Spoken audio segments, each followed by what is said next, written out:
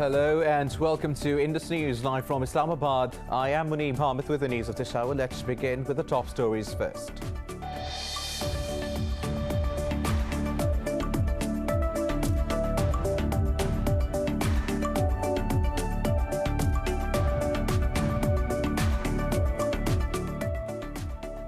The United States Senate has acquitted former President Donald Trump in his second impeachment trial for his role in the January 6 Capitol riots. The Senate voted 57 to 43, falling 10 votes short of the two-thirds majority required to convict Trump on the charge of incitement of insurrection. In a statement following his acquittal, Trump denounced the trial as the greatest witch hunt in history.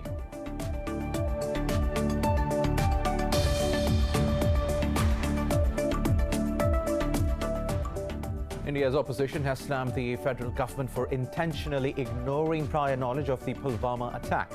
In a tweet, Congress questioned Prime Minister Modi's government over not disclosing the reality about the incident. 40 Indian soldiers were killed in an attack in occupied and Kashmir's Pulwama district on this day in 2019.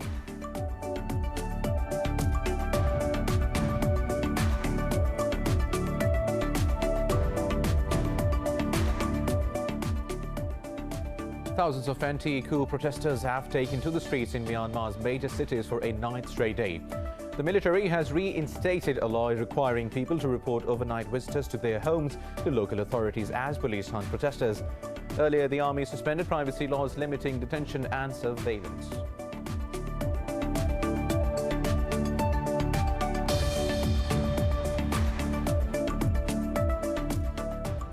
In Kosovo, voting has begun to elect a new parliament. Around 1.8 million people are eligible to vote to elect representatives for the 120-seat House. Pre-poll surveys show the anti-establishment Vete Vendosje party as the favorite.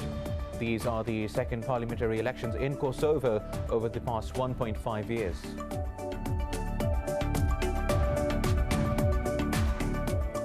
China has slammed U.S. remarks accusing Beijing of lack of transparency in sharing data regarding origins of the coronavirus with the WHO. A spokesperson for the Chinese embassy in Washington said U.S. criticism has harmed multilateral cooperation and the WHO. The coronavirus has so far claimed nearly 2.4 million lives and infected over 108.5 million people. In Pakistan, over 1,400 people contracted the virus and 31 more died overnight, raising the death toll to over 12,300.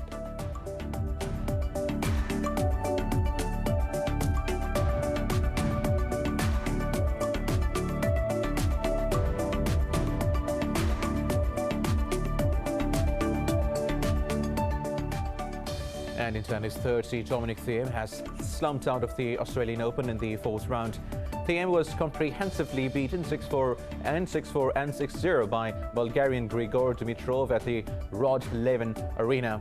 Meanwhile, Serena Williams and Naomi Osaka have stormed into the quarterfinals of the Grand Slam.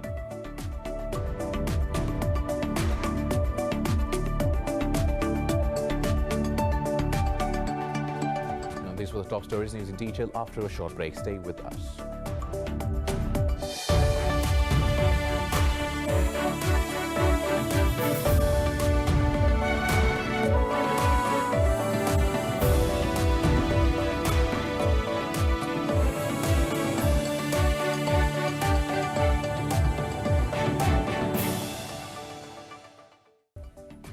Welcome back. Now let's have the news in detail. We start from the United States, where the Senate has acquitted former President Donald Trump in his second impeachment trial over the Capitol riots. The violence on January 6 left 5 people dead, including a police officer. This report has details. Barely a month since the deadly Washington, D.C. Capitol riots stunned the world, the U.S. Senate convened for a rare weekend session to deliver its verdict on the trial to impeach former President Donald Trump for incitement of insurrection. The 100-member chamber voted 57 to 43, falling 10 votes short of the two-thirds majority required to convict Trump. In a statement following his acquittal, Trump denounced the trial as the greatest witch hunt in history. Trump's lawyers said they were extremely gratified over the outcome. Thank you all for coming. Obviously, this was a difficult period of time for our country. And myself, and Mr. Van der Veen, and the other members of the team are extraordinarily gratified that the United States Senate decided, as they did, to protect our constitutional way of life and not go down the road of endless impeachments. Reacting to acquittal of Trump, President Joe Biden says democracy is fragile and every American has a duty to defend the truth. Meanwhile, House Speaker Nancy Pelosi slammed Republican senators for voting to acquit Trump. Oh, these cowardly senators who couldn't face up to what the president did and what was at stake for our country are now going to have a chance to give a little slap on the wrist. We censure people for using stationery for the wrong purpose. We don't censure people for inciting insurrection that kills people in the Capitol. Trump is the first U.S. president in history to be impeached twice and the first to face a trial after leaving office. If he had been convicted, the Senate could have voted to bar him from running for office again. Well, now, India's opposition has slammed the federal government for intentionally ignoring prior knowledge of the Pulwama attack. 40 Indian soldiers were killed in an attack in occupied Jammu and Kashmir's Pulwama district on this day in 2019. On the second anniversary of the Pulwama attack, Indian opposition party Congress has questioned Prime Minister Narendra Modi's government over not disclosing the reality about the incident. Earlier this year, leaked WhatsApp chat of Indian television host Arnab Goswami revealed New Delhi knew about the attack beforehand. New Delhi was quick to blame Islamabad right after the attack without any proof, despite Pakistan's Prime Minister Imran Khan assured full cooperation in the probe. In the days following the attack, Pakistan cooperated in every way to investigate the violence. Last year, Islamabad submitted a dossier to the United Nations with proofs showing how the attack was a false flag operation. Pakistan has already warned the world regarding India's more false flag operations. Islamabad said the Indian government will use such operations as a pretext to attack Pakistan and to justify its oppression of Kashmiris. Now, in India, police have arrested an activist in connection with the toolkit to support farmers chaired by Greta Thunberg. Earlier, police also filed a case on charges of criminal conspiracy and sedition over the creators of the toolkit chaired by the Swedish climate activist. Meanwhile, the opposition compared the Modi government with the East India Company. It said the ruling party was crushing the poor and empowering big corporations. While the working president of Telangana Congress is on a 10-day foot march that will culminate on February 16. Talking to the media, Revant Reddy said the new laws harm farmers and the march support their protest. In another development, farmer unions are set to intensify their agitation with 7 grand meets across 3 states from today. Still in India, where rescue officials have discovered 12 more bodies from the flash flood hit areas of Uttarakhand's Chamoli district. This has raised the death toll from last week's glacier disaster to 50, with 154 still missing. Police said the bodies buried in the slush were recovered from the main tunnel in a hydropower project in Tapovan. The disaster set off when part of a glacier near the Nanda Devi mountain broke off on February 7. The subsequent flooding damaged 2 power plants in the northern Indian state. Meanwhile, the search operation is underway for about 30 remaining workers feared trapped in the tunnel. Now, thousands of anti-coup protesters have taken to the streets in Myanmar's major cities for a 9th straight day. A convoy of thousands on motorbikes and cars drove through the capital, Naypyidaw. Residents banded together to patrol streets in Yangon and second city Mandalay. Meanwhile, the military has reinstated a law requiring people to report their overnight visitors to local authorities as police hunt protesters. The new rulers have suspended laws constraining security forces from detaining suspects or searching private property without court approval. They have also ordered the arrest of well-known backers of mass protests. According to a monitoring group, More than 384 people have been arrested since the February 1st coup. Now in Kosovo, voting has begun to elect a new parliament. Around 1.8 million people are eligible to vote for the 120-seat House. Pre-poll surveys show the anti-establishment veto Vendosce party as the favourite. These are the second parliamentary elections in Kosovo over the past 1.5 years. It comes after the Constitutional Court ruled the parliamentary vote that installed Abdullah Houti as Prime Minister was invalid. The government, which was elected by 61 deputies in Parliament, fell after the decision of the court. The vote is expected to further complicate a decade-long territorial dispute with Serbia, which does not recognize Kosovo. Moving on, China has slammed the U.S. statement accusing Beijing of lack of transparency in sharing the WHO information regarding origins of COVID-19. Earlier, U.S. National Security Advisor expressed concerns about the way China communicated the findings of the WHO's team. In a statement, the Chinese embassy in Washington said U.S. criticism damaged multilateral cooperation and the WHO. It said the U.S. should not be pointing fingers at China and others who supported the health organization during the pandemic. It added Washington should hold itself to the highest standards instead of taking aim at other countries. Meanwhile, members of the World Health Organization's team also refuted Washington's allegations. Peter Daszak said he found trust and openness with Chinese counterparts.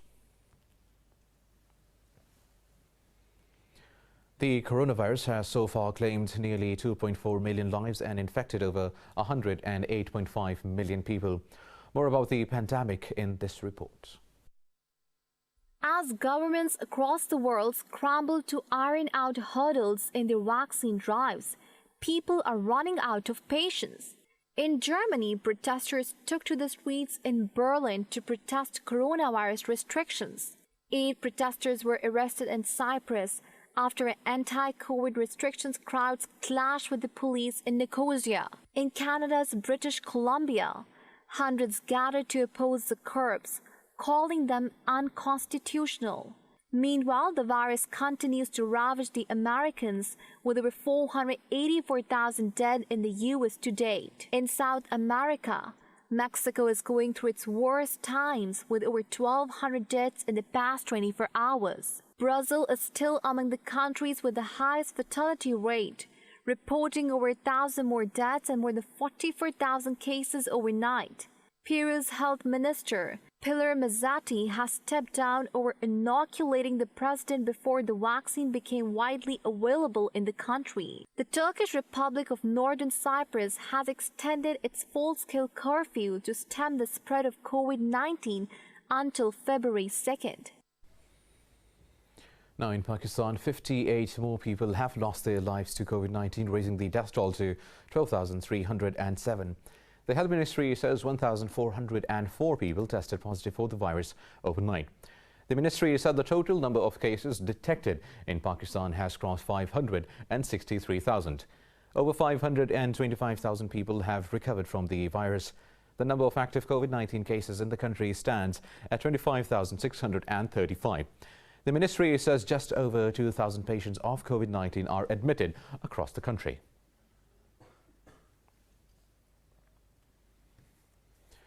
Meanwhile, Turkey says it has concluded the second phase of Operation Claw Eagle against the PKK terrorists in northern Iraq. Ankara launched the operation as an act of self-defense to prevent the terror group from re-establishing positions. Speaking in Şırnak, Province Defense Minister Hulusi Akar said 48 militants were neutralized during the operation. He said these included 2 senior members. Akar said 2 terrorists were captured and the region was mostly cleared of the presence of the group.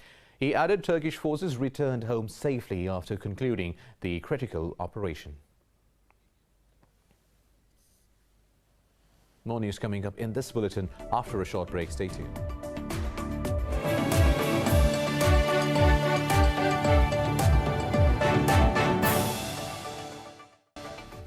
Welcome back. Now moving on with the news stories. In Israel, thousands took to the streets of Jerusalem in protest against Prime Minister Benjamin Netanyahu.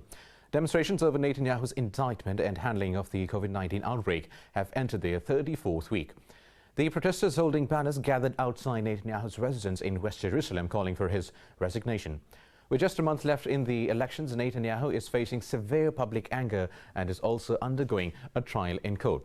The embattled Israeli Prime Minister faces charges of bribery, fraud and breach of trust.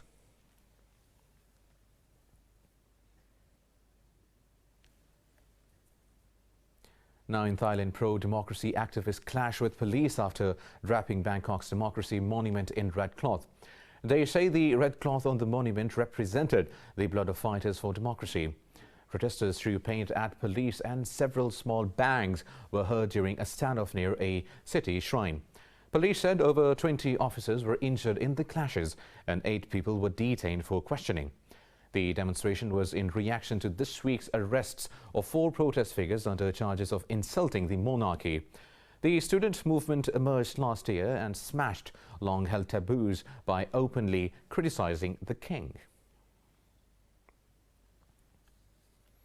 Now, Catalan voters are heading to the polls for an election that will test the strength of the Spanish region's pro-independence movement. Opinion polls show the anti-independence socialists slightly ahead of the rival separatist. They also point to a low voter turnout amid the pandemic and the risk of a surge in infections, but the socialists will need support from other parties to form the first anti-independence regional government in 9 years. In the last election, an anti-independence centrist party placed first, but the 2 main rival separatist parties elbowed it out to form a government. Moving on now, more than 100 people have been injured after a major 7.3 magnitude earthquake jolted northeastern Japan. The country's Met Agency says the quake struck off the Fukushima prefecture at a depth of 60 kilometers. The agency said the quake was an aftershock of the devastating quake that struck the same area in 2011. The quake triggered power outages, halting trains and causing a landslide. The quake also shook buildings in the Japanese capital, Tokyo, hundreds of kilometers away. Aftershocks reaching 4.7 magnitude continued for hours following the tremor. The Met Agency has warned of aftershocks for several days. Earthquakes are common in Japan, which accounts for about 20% of the world's quakes of magnitude 6 or greater. Now, Russian President Vladimir Putin says the policy of deterring Russia is intensifying as the country grows stronger. He said Russia's potential adversaries are more and more irked by its success. In a meeting with media outlets, Putin said Russia's influence in the post-Soviet space is growing and the opponents want to counter it. Meanwhile, Russian Foreign Minister Sergei Lavrov and US Special Envoy John Kerry have agreed to promote bilateral cooperation on climate change. In a phone conversation, Lavrov welcomed Washington's return to the Paris Accord. This comes ahead of the preparatory events for the 26th UN Climate Change Conference in Glasgow. Now, in the Netherlands, sub-zero temperatures have frozen many water bodies across the country. Citizens were quick to capitalize on the situation and went skating on the icy surface. Let's find out more in this report. With most places closed across the country due to a lockdown, citizens have found themselves at a loss for entertainment. But thanks to the recent drop in temperatures, frozen lakes and ponds have provided an interesting opportunity to have fun. Locals are now taking full advantage of nature's skating rinks. This is the perfect reason to go out and have a little fun with the museums and everything being closed. So this is perfect what you can do besides walking, because I think everybody saw the whole of Amsterdam with walking. Members of a local skating club had been out to drill a small hole in the ice to measure its thickness. They have made sure locals could venture into the center of the pond safely. Yesterday we had almost 7 centimeters of ice. That was on Wednesday afternoon when children were no longer in school. There was also a little snow that covered the ice, so we opened up the pond, which did undermine the ice, but there were a lot of children who had a great time. Queues have formed around repair shops as locals prepared for a weekend skating in the center of Amsterdam. They say everyone in the country loves to skate, so the cold weather is no obstacle to their high spirits. Now, a citizen in Germany has created Playmobil processions to get around the cancellations of carnivals amidst the pandemic. Details in this report.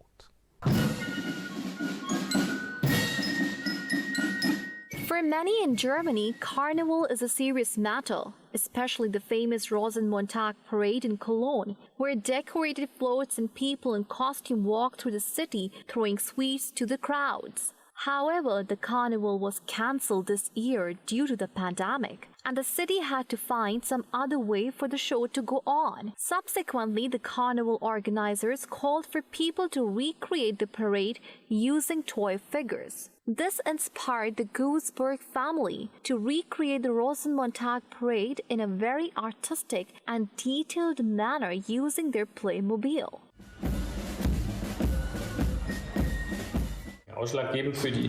Decisive for the idea was actually the Bonn Carnival Festival Committee, which, due to the cancellation Rose Monday parade or the cancelled carnival in general, asked for people to recreate it with toy figures. Yes, that was actually the initial spark for the idea, and then I really got into it, so to speak, and first grabbed my children's Playmobil, and then we started the procession, and then it got bigger and bigger.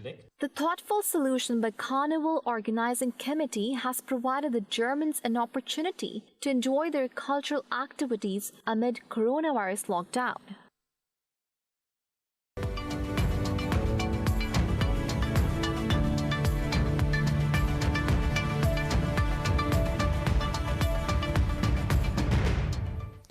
Now, stocks in the Gulf are trading mixed, with most bourses hovering around the flat line. The Dubai financial market traded roughly flat, with companies moving in opposite directions.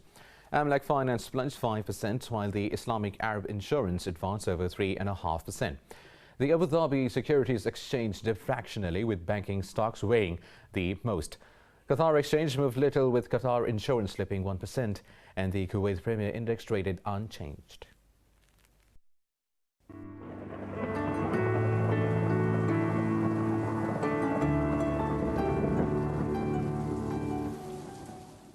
And now let's have a look at the weather updates across the world.